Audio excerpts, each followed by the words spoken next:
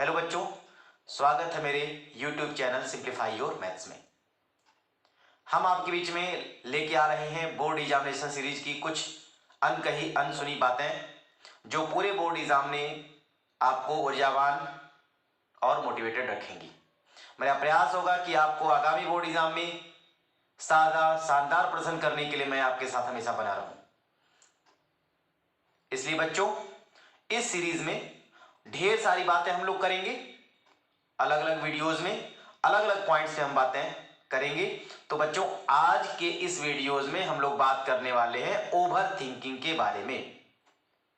बच्चों, over thinking एक ऐसी बीमारी है जो आपके दिमाग में किस तरह से प्रभाव करती है कि आप इसके चक्रव्यूह में इस तरह बुरी तरह से फंसते हैं कि आप इसको भेद नहीं पाते हैं। और ये ऐसी बीमारी है ना, होती सबको है, बहुत कम लोग इससे बच पाते हैं।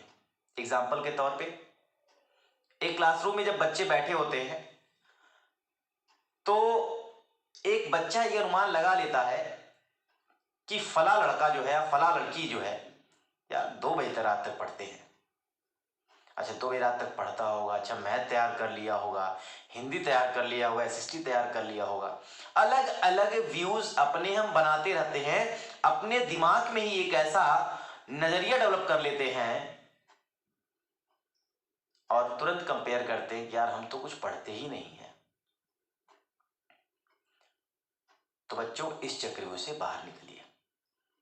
2012-13 में मैंने इंडिया टुडे की मैगजीन में कोटा की एक छोटी सी स्टोरी पढ़ी थी, जिसमें क्लास 6 का एक बच्चा अपने डॉक्टर के पास जाके कहता है कि डॉक्टर साहब, मुझे एक ऐसी दवा दीजिए कि मैं रात को भी जग सकूं।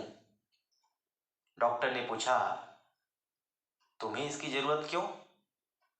तो उस बच्चे ने कहा, डॉक्टर साहब, मेरे बगल वाले रूम में जो भैया रहते हैं ना, वो पूरी रात पढ़ते हैं। बाद में जब उस कोचिंग के डायरेक्टर को ये सूचना दी गई और उन्होंने जांच पड़ताल करवाया तो पता चला कि जो बगल का लड़का रहता है वो रात को लाइट जला के सोता है। तो ये बीमारी ना, जब एक छोटे से बच्चे को इंपैक्ट डाल सकती है, प्रभावित कर सकती है, तो बड़े भी तो बच सकते हैं। अगला क्या कर रहा है, हम पूर्व अनुमान लगा लेते हैं। अगले की तैयारी किस लेवल पर है वो हम पूर्व अनुमान लगा लेते हैं, जबकि ऐसा कुछ भी नहीं होना चाहिए। हमारी अपनी तैयारी होती है किसी भी युद्ध के लिए, किसी भी बोर्ड एग्जामिनेशन के लिए, किसी भी प्रतियोगी परीक्षा के लिए, और किसी भी विद्यार्थी की अगली उसकी अपनी रणनीति हो सकती है, लेकिन हम उसको अपनी रणनीति में शामिल करके अपनी रणनीति चौपट कर लेते हैं। भगवान ने जितने तरह के भी इंसान बनाए हैं ना, सबका अपना अलग अलग स्तर है। न्यूटन और जेम्स वाट अलग थे, रामानुजम अलग थे। हर व्यक्ति अपने आप में ही खुद में एक यूनिक होता है। ईश्वर डुप्लीकेट मॉडल जनरेट नहीं करते हैं। इसलिए कभी भी किसी को फॉलो मत करिए, आंख मूंद के फॉलो मत करिए। स्पेशली अपने हम उम्र के बच्चों को, अपने साथ के क्लासमेट को फॉलो मत करिए। आप खुद में एक अद्भुत है, आप अपने आप में ही एक अनोखे हैं। आप ईश्वर के आप सबसे अलग रचना है आप। तो ओवर थिंकिंग जो होती है ना, कि ये ऐसा, और हम जब पढ़ने बैठते हैं, जब हम किताबें खोलते हैं तो हमारी एक विशेषता होती है कि अच्छा, परसों इतना पढ़ लिए होते, 6 महीना पहले से तैयारी किए होते तो यहां तक पहुंच जाते, अब तक मेरे हाफ सिलेबस कंप्लीट हो गए होते, अब तक हमने तो नोट्स प्रिपेयर कर लिया होता, तो हमने साल भर नोट्स ही नहीं बनाए, मेरे फ्रेंड्स ये किए, मेरे फ्रेंड्स वो किए। बच्चों, कभी भी जीवन में जब भी आपको आगे बढ़ना हो, हमेशा आगे के बारे में सोचा करिए, पीछे आपने क्या किया उसके बारे में भूल जाइए। You can not improve your past. अपने पास्ट को इंप्रूव नहीं कर सकते हैं, आप फ्यूचर को डेकोरेट कर सकते हैं। हो गया हो गया, तैयारी हमेशा आज से शुरू करिए। आज क्या पढ़ना है, आज कौन से टॉपिक पे डिस्कस करना है, कौन से टॉपिक को कवर अप करना है, किस टॉपिक्स का नोट्स क्लियर करना है, किस टॉपिक्स का शॉर्ट नोट्स बनाना है, ये आज में आइए। आप ही नहीं अकेलौते जो 6 महीना से नहीं पढ़े हैं। ऐसे बहुत सारे बच्चे होंगे जो 6 महीना में नहीं पढ़े होंगे। लेकिन बच्चों ये तो जो 2 महीने सबसे महत्वपूर्ण होते हैं ना, इसमें काम करिए।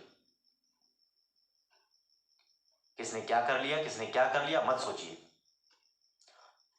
दूसरी मेरी राय है अभिभावकों से, पेरेंट्स से, कि इस समय ओवर थिंकिंग का डोज न तो अपने लें न तो अपने बच्चों को दें। 12th पास हो जाएगा तो ये करना होगा, 12th पास हो जाएगा तो वो करवा देंगे। ठीक है, बिल्कुल करवाइए,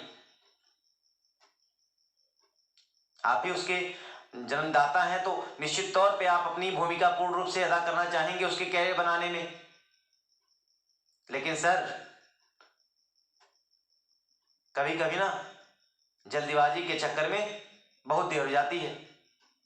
तो मेरा सुझाव है बच्चों को इस समय पूरी तरह से, एकदम सलीके से, कायदे से केवल बोर्ड के बारे में सोचने के लिए प्रेरित करें। साथ ही आप भी बिल्कुल ये मत बताइए कि तुम्हारा आईआईटी में सिलेक्शन हो जाएगा तो तुम्हारे पापा जो आराम करेंगे तब तक तुम ज्वाइनिंग पा जाओगे, तो पापा तुम्हारे रिटायर हो जाएंगे तो ये हो जाएगा, तब तुम्हारी शादी हो जाएगी तो ऐसे किया जाएगा। मत खिचड़ी पकाइए, क्योंकि हमको तो लगता है हम बात कर रहे हैं, लेकिन बच्चे के ऊपर इसका क्या प्रभाव पड़ता है ये तो बच्चा ही जानता है।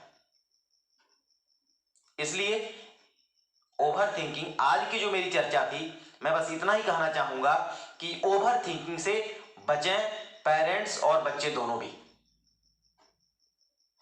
हमेशा आज में रहिए, कल जो नहीं हो पाया उसके बारे में बात ही नहीं करना।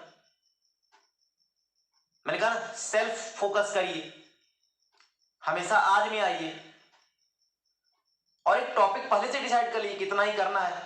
अब बैठ गए पढ़ने तो ये नहीं कर पाए तो वो नहीं कर पाए, इससे तो कभी आप आगे बढ़ ही नहीं पाएंगे। तो बच्चों छोड़िए कल को और आने वाले कल को बेहतर बनाने के लिए लगिए, और आप और अपने पेरेंट्स दोनों से गुजारिश है, आपके पेरेंट्स से और आपसे, कि ओवर थिंकिंग से बचिए, फोकस करिए बोर्ड एग्जामिनेशन के लिए।